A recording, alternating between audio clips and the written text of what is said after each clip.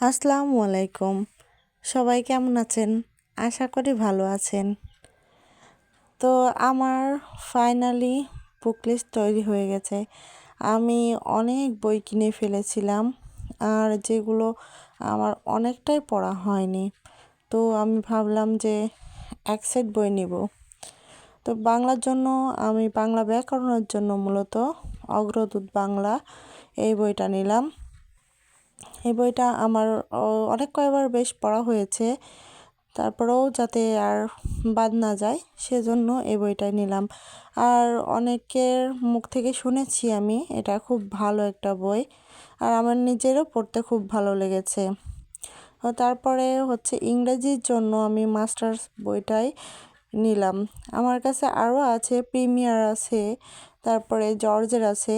তো ওগুলাও দেখেছি। তারপরে অ্যাপ্লাইড দা আমার এখন মনে হচ্ছে না, বা পিসি দাসের একটা বই আছে, কিন্তু আমি দেখলাম যে এটা পড়লেই একবারে কাভার হয়ে যাবে, এখানে অনেক ডিটেলসে দেওয়া আছে। তারপরে গণিতের জন্য আমি আশরাফুল স্যারের ম্যাথ ককটেল এই বইটা নিয়েছি। এখান থেকে আমি বেশ কিছু ম্যাথ আগে করেছিলাম। তো মাঝখানে আমার পরীক্ষার জন্য আমি অনেক দিন যাবৎ বিসিএসের পড়া থেকে দূরে থাকার জন্য মনে হচ্ছে এখন অনেকটা ভুল লাগছে আমাকে, যেগুলো আবার বারবার রিভিশন দিতে হবে। তো এই বইটাতে আমার খুব ভালোভাবে বিসিএস সিলেবাস অনুযায়ী দেওয়া আছে। তো এই বইটা এক কথায় অঙ্কের জন্য খুব একটা ভালো বই আমার কাছে মনে হয় এটা। আর মেন্টাল অ্যাবিলিটির জন্য খায়রুলস মেন্টাল অ্যাবিলিটি, মানসিক দক্ষতা। এখানে যদি একটু ভালো করে পড়া যায় আমার মনে হয় যে ভালো একটা মার্ক তোলা যায়। আর কম্পিউটারের জন্য আলালস কম্পিউটার, এটা এখন প্রচলিত খুব একটা ভালো বই। আর আমিও দেখলাম যে সহজ উপায়ে বলা আছে আর কি, লেখা আছে যেটা আমি সহজে পড়লে বুঝতে পারবো। তারপরে সায়েন্স এর জন্য ককটেল এর বইটাই নিলাম।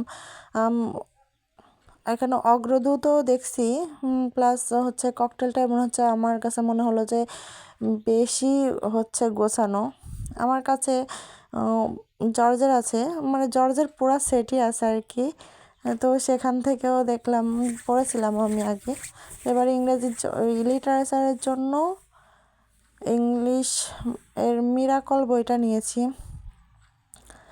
আর এখানে আমি বাংলাদেশ বিষয়াবলী, আন্তর্জাতিক বিষয়াবলী, তারপরে বাংলা সাহিত্য, নৈতিকতা, ভূগোল, এগুলো মূলত আমি এই ডাইজেস্ট থেকেই পড়বো। আমার এখন আপাতত এতটা সময় বেশি নাই যে আমি সব বই কভার করতে পারবো। এগুলো মূলত বড় ভাই বা বোন যারা বিশেষ ক্যাডার হয়েছে তাদের মুখ থেকে শুনে তারপরে আমি এই বইগুলো সিলেক্ট করেছি, যে শেষ সময়ে এসে এগুলোই শুধু আমি পড়তে পারি। তারপরে জব সিলেকশন, এটা রিসেন্ট জব সিলেকশন, বিসিএসের সব প্রশ্নগুলো পড়বো, তারপরে প্রিভিয়াস এমসিকিউগুলো পড়বো। তো আজকের মতো এ পর্যন্তই। আল্লাহ হাফেজ।